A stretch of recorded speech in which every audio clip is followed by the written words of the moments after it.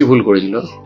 একবার চোদ্দ মাসে গেল, মুসলিমদের ছেলেদের সাথে আবার নিয়ে আসা হলো, বাড়ি এসে 3 মাস থেকে আবার চলে গেল, তাহলে আবার তার শ্রাদ্ধ করবে না, কি করা হবে?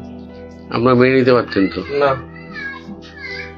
যদি আবার ফিরে আসে? আর আর ফিরে আসলেও নেওয়া হবে না তো। এই জন্যই মেয়ের মা বাবা তার স্মৃতি রাখবে না, তার শ্রাদ্ধ শান্তি করে তার বিদায় করতে তাহলে করা যায়, করা যায়, অনেকেই করে।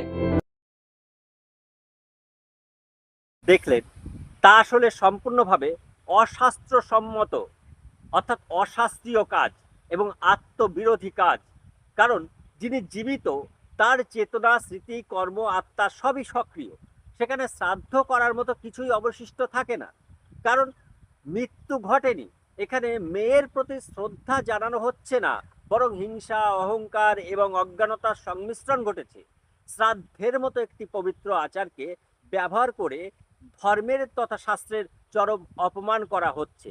ভগবান শ্রীকৃষ্ণ গীতায় স্পষ্টভাবে বলেছেন যে ধর্ম করতে হবে শাস্ত্র মেনে, শাস্ত্রের বাইরে গিয়ে ধর্ম পালন হয় না।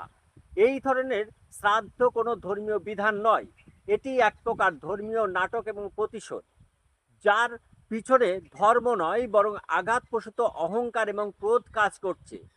এখানে ব্রাহ্মণদের কি ভূমিকা রয়েছে? শাস্ত্র বনাম সামাজিক চাহিদা। দুঃখজনক হলেও সত্য, এই শ্রাদ্ধ অনুষ্ঠানে অনেক ব্রাহ্মণই অংশ নিচ্ছেন। তাদের অনেকেই হয়তো সঠিক শাস্ত্রজ্ঞান রাখেন না, অথবা অনেকে কেবল অর্থনৈতিক সংকটের কারণে সমাজের চাপ মেনে নিয়ে এই কাজে সামিল হচ্ছেন। কিন্তু মনে রাখতে হবে, এই শ্রাদ্ধ আয়োজনের পিছনে মূল উৎসাহ আসে সমাজের তথাকথিত প্রভাবশালী মানুষদের কাছ থেকে, যারা নিজেদের রাগ মেটাতে ধর্মকে ব্যবহার করেন, অথচ দোষ গিয়ে পড়ে কেবল ব্রাহ্মণদের ঘাড়ে। এখানে